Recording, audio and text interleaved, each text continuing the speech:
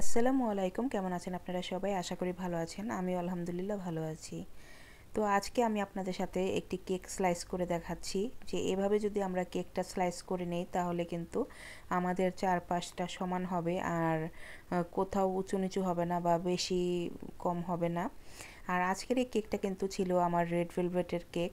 এই যে দেখতে পাচ্ছেন, এটা কিন্তু একদম ব্রাউন যে কালারটা, সেই কালারটা এসেছে। আসলে আমার কাছে এই কালারটাই ভালো লাগে রেড ভেলভেটের, কিন্তু অনেকেই পছন্দ করে লাল। কিন্তু লালটাও ভালো লাগে, লাগে না যে তা না, কিন্তু এই কালারটা আমার কাছে বেশি ভালো লাগে।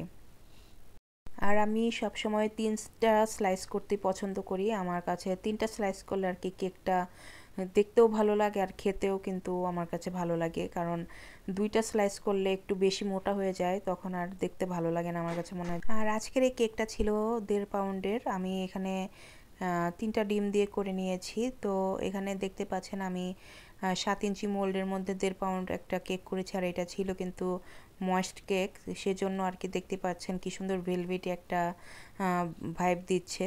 তো এই যে দেখুন কতটা সুন্দর হয়েছে, আর এটা কিন্তু স্পঞ্জিও হয়েছিল, খেতে কিন্তু খুবই ভালো ছিল।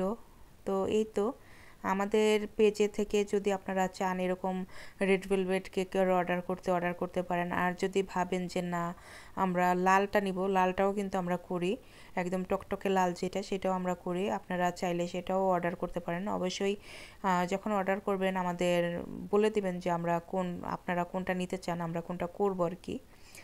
তো এই যে দেখতে পাচ্ছেন এখন উপরের থেকে এই এতটুকু ফেলে দিচ্ছি